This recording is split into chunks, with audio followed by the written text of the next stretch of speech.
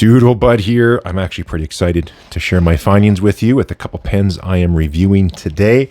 The two here in the middle, I would say, are one of the best economically priced pens that are out there. And even just forget about price for a second, just fantastic pens on their own. They go for about 37, 38 bucks Canadian. So whatever your currency is, wherever you are, you can do the conversion. These are made by Hongdian. The model is the A9. These were sent to me by Asvine. When we connected, they also sent me all 16 of the Hongdian inks.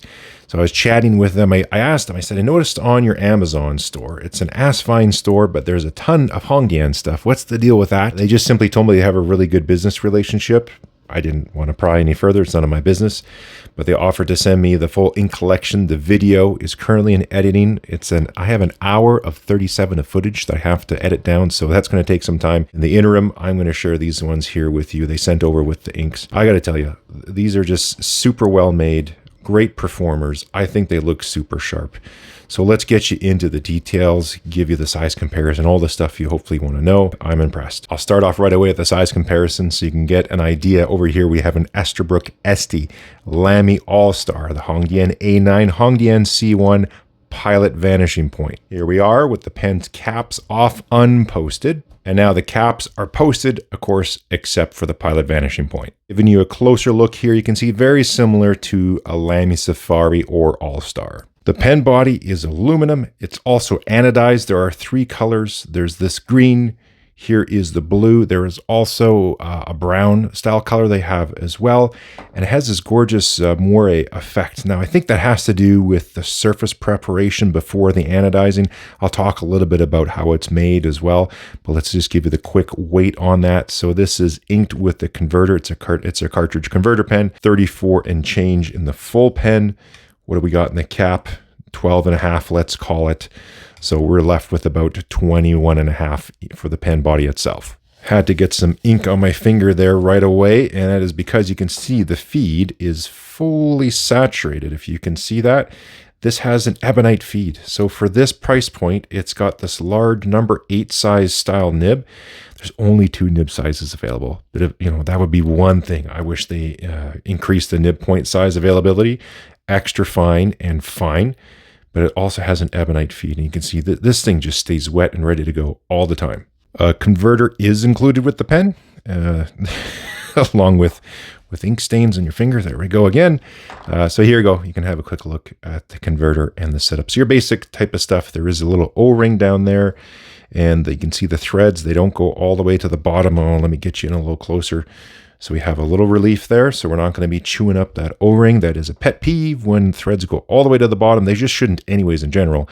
But when they go all the way to the bottom and there's an O-ring, guess what happens to the O-ring over time? It gets chewed up. So there's a nice little close-up of that. It's got the little Hongdian stamp on the converter as well, so that's a nice little touch. Sticking with the close-ups, there is the top Hongdian finial and artwork there at the top of the pen.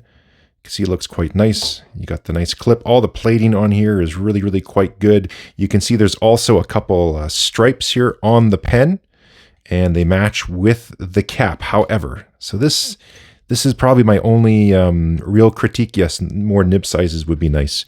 But here is one little design thing. Hopefully they watch the video, and just something to keep in mind. So the pen, it comes off the cap really nice. So one, I think it's, one turn or just 1 and a touch. Let's see if I can line this up. 1 and, like 1 1/4 or 1 1/3 most likely, because it is a triple start thread. So how you can tell, let's line it up here. Okay, so here we go. There's 1 click, 2, 3, 1, 2, 3. So it's a 3 start thread, triple start thread.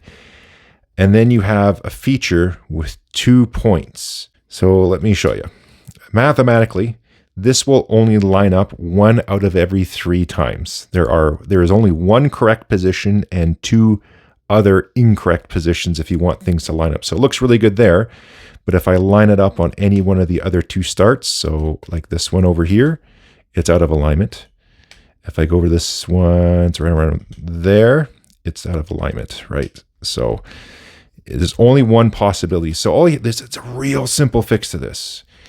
Your number of thread starts has to be a multiple of the feature the number of the features you want to align. So if this had 3 lines, do a triple start thread.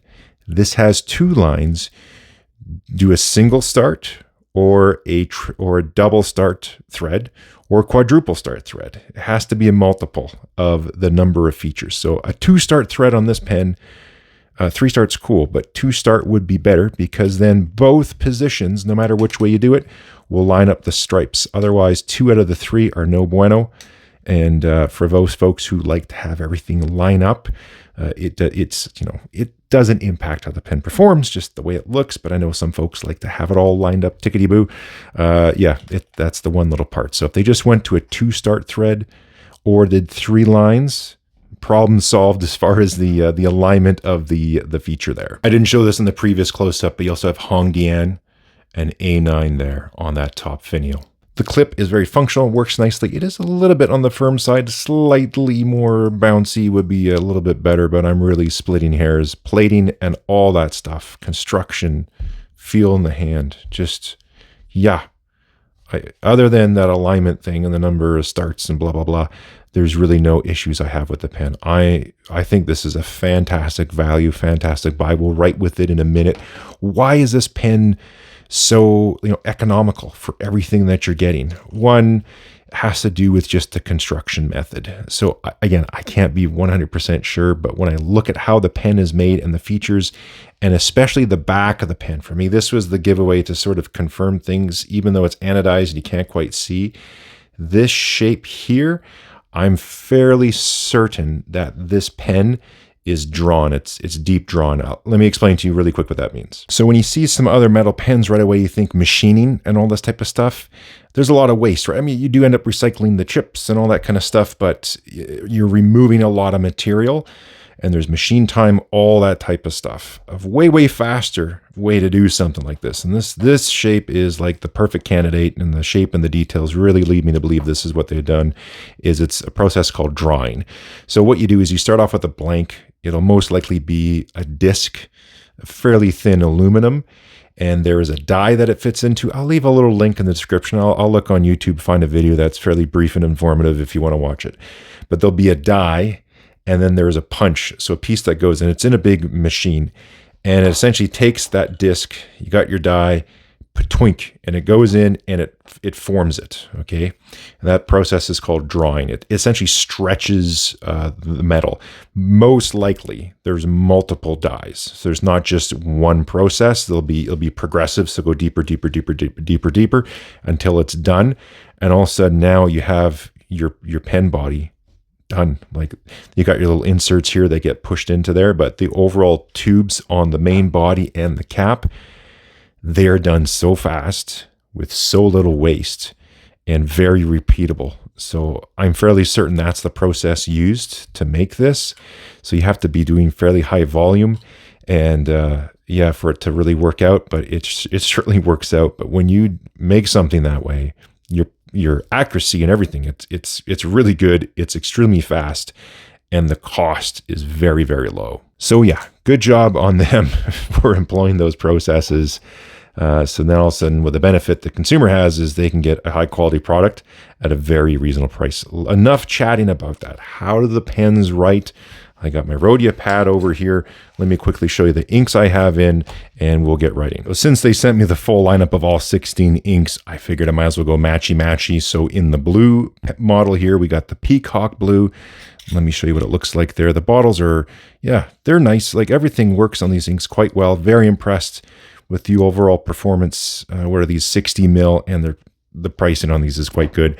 And I went with the teal on the green one here as well. So let me just show you that real quick. We'll put pen to page here, and you can check out the inks, and let me tell you how these pens write.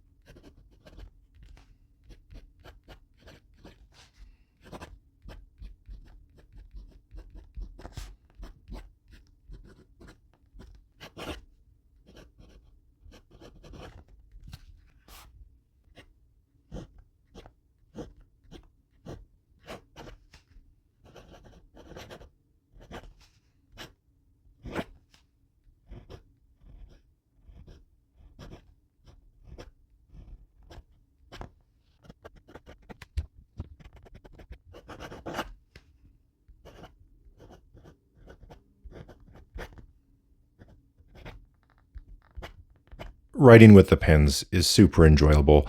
I do find the point sizes, that's why I did this here. Between the fine and extra fine, they're very close. The extra fine is just a teeny little bit finer, but it's not super, super noticeable. Again, that's why some more nib sizes would be even better, because the 2 point sizes are nearly identical. Wetness and everything is good. It missed here. That's just because I had the pen, I had the cap off when I was doing all the talking and stuff. So sometimes they misfire a bit when you're doing a review and you're talking about a pen and the cap is off. But yeah, they have worked every single time. I've had zero issues with sealing.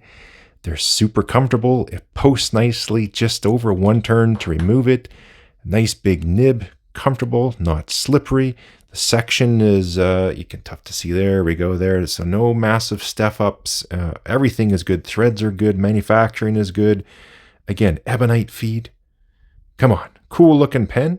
I am really blown away. I saw these online for, quite some time ago, and I thought, they're probably not that great. they're really good. That was a miscalculation on my end. These are, yeah, I'm blown away. We will leave it there. What else can I say? I've just been really enjoying these pens. And again, for this price point, I am very pleasantly surprised. Let me know in the comments if you have one of these models. What do you think about it? I don't know how you can't not like these pens. There's really nothing to not like. I think it's fantastic. Whether you're into expensive luxury pens and spend a lot of cash, or lower cost affordable pens, I think either way, it's a good contender. It's a great pen nonetheless, no matter what the price point is. So big winner there. Thanks again for watching. Let's chat down in the comments. I try my best to reply. Sometimes I get lots of comments I can't keep up.